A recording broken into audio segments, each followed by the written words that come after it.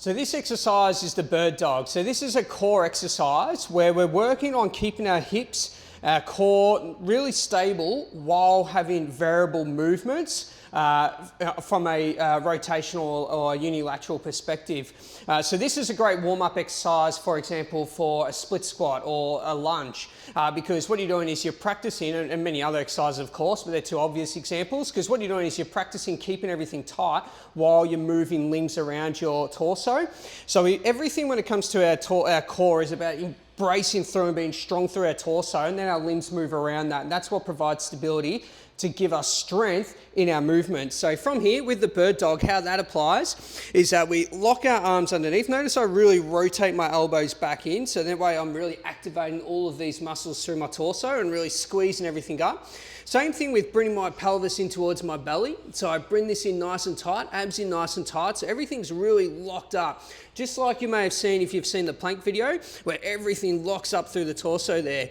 Now what we're going to do here is we're going to extend one leg out and then elevate the other arm like this. So what we've got now is we've got our hips that would be doing this sort of thing if I'm not stable. So what my goal is in this exercise is to be stable enough so the hips can just hold that position there while I extend that leg out. I think I'm doing okay.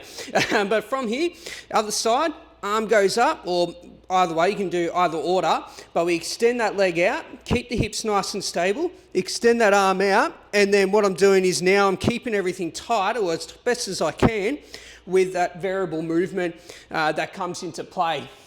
And so what you might find early on when you first do this exercise is your hips will probably wobble a little bit. So you probably find that you'll go up and then your foot will turn out like this, or you'll start to lean off to one side, that sort of thing. Just keep practicing with it and just get yourself re-steadied again, because what you do want to do is keep the hips level. So this hip is always facing the ground. You notice with my toes, they're pointing towards the ground as well, and my heel is going back so I can squeeze through the glutes here because my TA is staying nice and tight. So that's what you want to achieve. There's a few different points there. However, if you take the same principles from locking in your torso like you do with the plank, but the variable now is that we're extending one arm and extending one leg, and then swap that over, then essentially what you're doing is you're now keeping that brace position with your limbs extending away from you.